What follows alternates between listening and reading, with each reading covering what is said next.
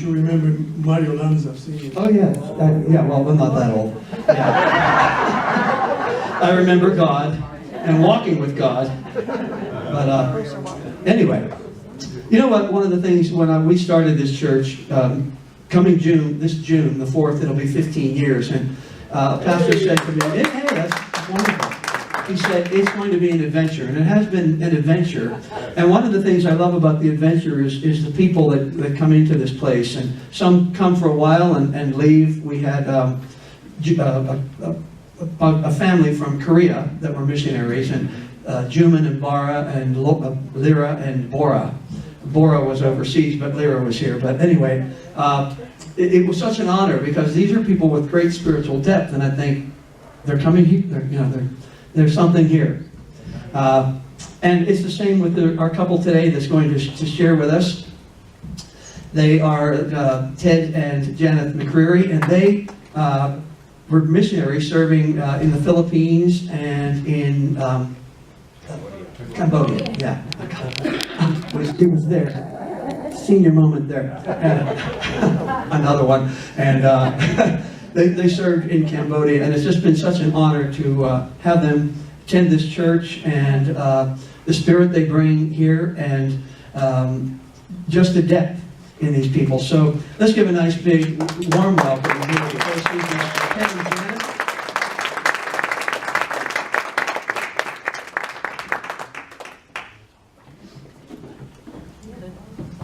Thank you for letting me speak to you guys today. In our sound booth, if we could get the map number 1 on. Okay, first of all, I would like to read you a Bible verse. You don't have to look it up, but if you want to, it's Psalm 86, 4 through 9. And it says, this is King David, prayer of King David. And he says, "Make glad the soul of your servant. For to you, O Lord, I lift up my soul. For you, Lord, are good and are ready to forgive, and abundant in loving kindness to all who call upon you. Give ear, O Lord, to my prayer, and give heed to the voice of my supplications. In the day of my trouble I shall call upon you, for you will answer me. There is no one like you among the gods, O Lord, nor are there any works like yours. All nations whom you have made shall come and worship before you, O Lord, and they shall glorify your name." Amen. So this morning I'd like to talk to you about spreading God's kingdom throughout the world, which we also tagged the name on missions, foreign missions. And mostly today it's going to be about my testimony and Janet's testimony in missions.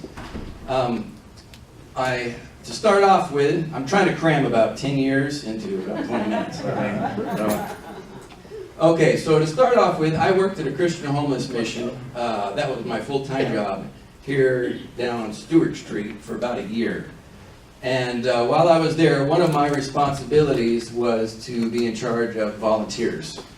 Lots of individuals and teams come in to volunteer, and that was my responsibility, have things ready for them, how they could help us. And there was one team that would come in every week, and they were very good, always helpful. And that was a mission group called YWAM. Have any of you ever heard of YWAM? Yeah. Okay. So YWAM, they were great, and I was telling them, I would really like to be involved in foreign missions. God's put that on my heart. And so they started sharing with me about YWAM and things like that, what they do. And to make a long story short, skip forward about 3 years, I ended up joining YWAM about 3 years later. And the way you become a YWAM missionary is first you're required to take a class called DTS, which stands for Discipleship Training School. And I kind of had a little misunderstanding about that. I thought it was for people who have been Christians for a while, who are serious about being full-time missionaries. And really it was a little more for someone who's newer in their faith, wanting to learn how to share their faith, and training in that area. And also a lot of going back and dealing with past issues of kids who have pain from broken families and things like that. So I joined YWAM. They have, my particular one was 6 months long. It was a 3 month lecture. And then the following 3 months we went to Cambodia, which I chose the Philippine location because I knew their outreach was going to go to Cambodia. So let me show you. This is where we are up here, of course. Everybody knows here. And then the Philippines is right here, this group of islands.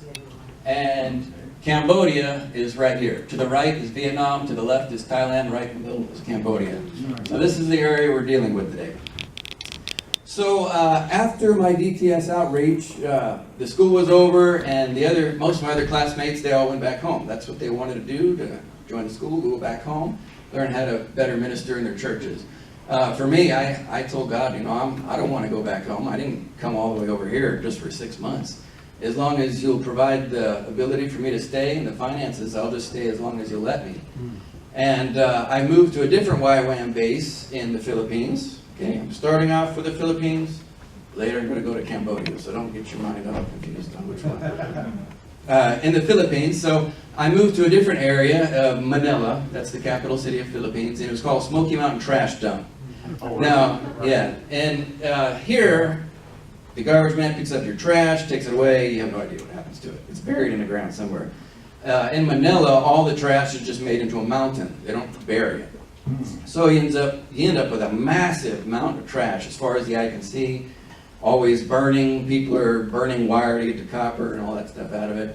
And YWAM was supporting youth, well, all ages, and they were supporting youth to go to school. And part of the requirement was to receive sponsorship was you have to attend weekly Bible study.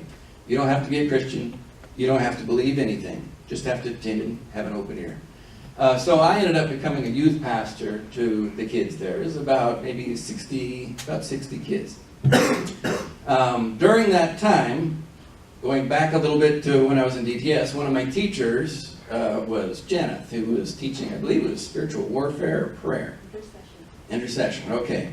While I was a youth pastor, we had become friends over that time, and maybe about 3 years later, I asked her to marry me, and I told her, if you say yes, don't say yes unless you're willing to go to Cambodia, because that's where I'm headed one day. And she said, okay. Well, first she said, I'll have to think about it. Okay. So then when she thought about it, she said, yes, I'll go with you. So after being for myself, after being in the Philippines 4 years, Janeth and I handed that ministry over to our partners that were with us, and we left for Phnom Penh, Cambodia.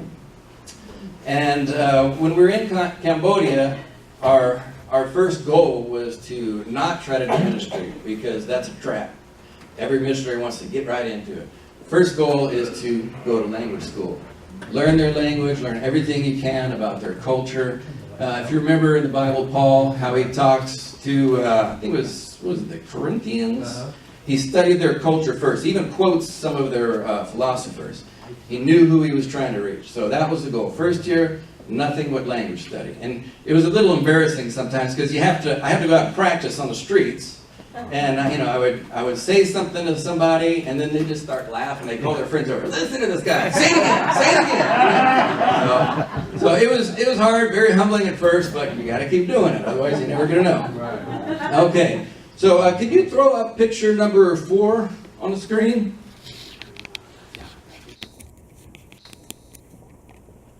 Yep, that's it. Okay. So I'm going to read this to you real quick, just so you can hear what the language sounds like. In the parentheses is the verse. It says, Yuhan Jumpuk Bay Ka Dapramoy, which is John 3:16. So just so you can hear what it sounds like, it says, Prechimacha Sralan Monu Loklang Na. Haimi Hawi Panchia Preang Bratin Prebotra Tamoy Roba Preang Mo. Down Bay Awe, Anek Bell Jua Le Prebotra, Min Jiwet Akal Jianate. Ku Man Awe Gay with me Lawi. So that's how you speak Khmer. Okay, so after our first year in the language study and the culture, we joined, there was actually another Filipino mission couple, and they lived a couple streets away from us. We didn't even know that. And they had attended our church back in the Philippines. So they had it on their heart to start a Christian English school in their home. And we prayed about it. We joined with them. And if you could show picture number 7, we started this English school in their home. coming. That's it right there. So Janet and I, you can see us on the left. And our partners were Joy, and I think Adu was the other partner. I think he's taking a picture. So we worked with him for a year, starting this Christian English school. And then after that was up and going, Janet and I, we decided it was best for us to move on. We kind of had one of those Paul and Barnabas experiences. Two people who love each other in the Lord, but you can just see you're going different directions. So we thought, it's best if this is their heart to start the English school. So we let them have that. We moved on. They continued with the English school. Now, at the same time, we were also praying about another ministry that there were two Cambodians. Their names were Seth and Somol, Christian couple. They also happened to be in YWAM. And they wanted to do a ministry. It was in a village about an hour outside of the capital of Phnom Penh, where all of us live. And this ministry was to the children. Somol, the wife, she had lots of relatives out there. And they had a burden on their heart to share the gospel with these people, and they weren't really sure what to do. What they had been doing was they were going out once a month with bread, and they would go out there, they'd meet in the village with the children, call all the children, they'd give them a little snack, and they'd do a Bible lesson for them. And that was it. So they kept doing that for, I think it was about a year. And then when we joined with them, all four of us moved out to the village. So that was a very different, first of all, very different living in the city of Cambodia, but then living in a village is also very different. So what we did is we went out there, we continued with their ministry, and we did children's ministry every week. And the older kids, the youth, they're usually responsible for their brothers and sisters. So we noticed lots of youth were coming to the children's ministry. And we started talking, we said, you look at all these youth here, let's start a youth ministry. So we announced a youth ministry, and we started that. We had lots of youth come. They're very interested. And this whole time, from beginning to end, we're always praying, Lord, we have no idea how to do this. None of us have ever had any professional training in anything. I have no degrees on my wall. I have no seminary. I mean, we know the Bible. Yes. We know it. We're kind of like the apostles in the sense that we have been with Jesus, but we have no plaques on the wall. That's right. And we just told God, if you don't do this, then everything is going to fail.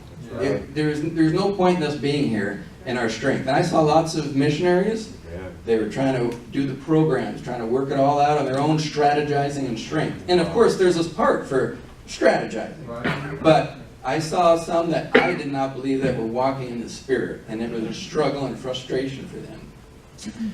And my first application I ever sent out anywhere to be a missionary, it wasn't with YWAM, but they returned it to me. They wrote the word clueless across it, which was pretty rude, but it just shows you that, God, He takes people who aren't much, and what can He do with them? Well, I'll show you later what He did.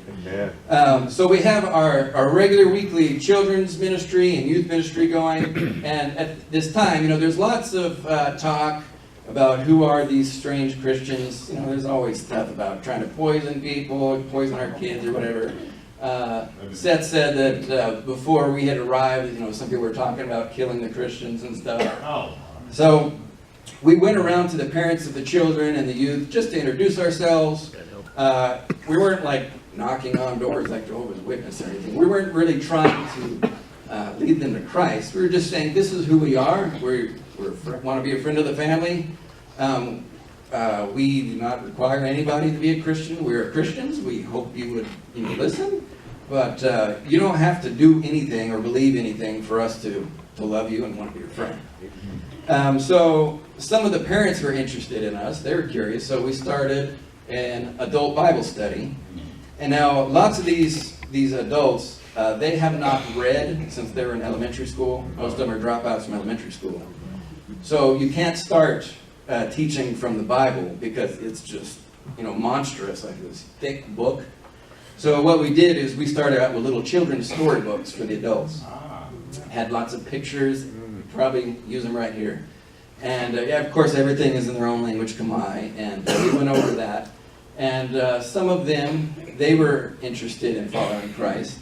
Now, when we minister, we never do an altar call or a raising of hands. And the reason why is because you're just begging for false converts when you do that. There may be a place for that, but lots of missionaries, they would want to go and kind of hit a group, preach the message of salvation, and they're talking about Jesus, who these people have never heard before. Raise your hand if you want to accept Christ. Well, of course, everybody's going to be polite to the speaker and raise their hand. And then they're going back, 500 saved. Nobody was saved. So you really have to go slow with these people. And we decided we're not even going to talk to them about Jesus. We're going to start in Genesis, talk to them about Adam and Eve. We're going to slowly move through the story of the Bible. And when it comes to Jesus, that's when we're going to talk about Jesus. So that way the foundation has already been laid and prepped. Some of them, when it came to talk about Jesus, we explained to them salvation. Some of them were interested, but we were not quick for anybody to become a Christian, because we want to make sure they know what they're getting into. You got to have a firm foundation, because otherwise it's worse for somebody who believes a Christian than it is for somebody who says, I know I'm not a Christian, because you've poisoned the person with a false conversion. So we would make sure that they understood, and after they understood, okay, now you teach me. What does it mean to be a Christian? And when they can explain it back, then we know that they understand and they're ready. There was one time where I was talking with a girl named Chenda, and I told her, I'm not so, she said she wanted to accept Christ, and she understood. And I said, I don't think you might not be ready, because you don't understand. As soon as you accept Christ as your Savior, your neighbor is going to persecute you. A lot. Not like we think we get persecution here, which we do, but not like there. You can throw it out of your house, okay? People threaten to kill you. And she said, no, I really do. I want to be a Christian. And I said, well, okay, well, let's think about this. And I'd slow her down, and she started getting angry with me. I want to be a Christian. Okay. So, but usually whenever I would, because I'm the white Westerner, when it came to leading somebody to Christ, I would make sure they understood, and then I would always hand them over to another Cambodian who I knew. Usually it was our partner Seth. There's some others as well, and I would let them be the one to kind of, I guess, close the deal or whatever. It's not very good. But you understand what I mean, to make that final step. And the reason why is because I don't want them to have a memory, I accepted a white religion. First of all, it's not a white religion. It comes from Israel, not from America. I didn't invent this. And I want them to, when they think back to the moment, I want them to think back, hey, this is my own people that led me here. It wasn't some foreigners telling me something. And actually, all of us, the reason why we're sitting here is because of missionaries. I mean, the message came from Israel to this room. How? Missionaries all throughout the ages. Whenever it came to baptizing, we would teach them about baptism. What it means is a symbol. Baptism doesn't save you. It's a symbol of our death and resurrection with Christ. And when they understood, we would have them explain back to us, teach me about baptism. When they could teach us about baptism, okay, you're ready. We know you understand. Okay, so I'm sure, let me see here. And then we organized all the Bible studies into a church. There was a church in New Zealand that gave money to build a building. So we built it out there, organized them. We called it a community center. So that way when the police show up, do you have a church? No, we have a community center. It's a Christian community center. Anybody's welcome. So we kind of, you have to be wise on how you word things. And then Janet wanted to show some details on how we organize the church. It's okay. We don't have enough time for the video, so I need to be quick. You have a video? Okay. So whenever we baptize the new believers, they get their own Bible in their own language right away. So they can have their own Bible, they can read it by themselves. And then we organize them into church. Before we they meet in a separate days or separate times. Kids meet in their times, youth and adult. And now we make them as a church. They meet all together on Sunday morning. And we started right away with the chronological Bible studies because they don't have any idea who is Adam and Eve. And most of them believe they came from a snake. So it's a long story, but we need to start with the Creator, and they were created by God. And so we started giving them responsibilities right away. At first, we showed them how to do it, and then we guide them. And then for the last year that we've been in Cambodia, we let them run the show. We let them run the service by themselves. So every week there is somebody who's assigned to be the MC, the opening prayer, the one who would read the Bible, the one who would share their testimonies, and then the ushers, and to do the outreaches. We usually do it, just the leaders before, but now we let them lead the songs to the kids, teach the Bible stories. So during the last few years that we have in Cambodia, Ted and I had an intensive one-on-one discipleship with this youth, Ted teaching the youth how to teach the other children Bible study, and we will show it in the video later. So we just let them run the show. We let the locals run the church by themselves. So right now, even though we're speaking here, the Spirit of the Lord is moving, people are being touched, and the believers are increasing, and they're still continuing the ministry that we have started. Okay, so let's show a video real quick, and then we'll close. So go ahead, make sure we got the sound plugged into that as well.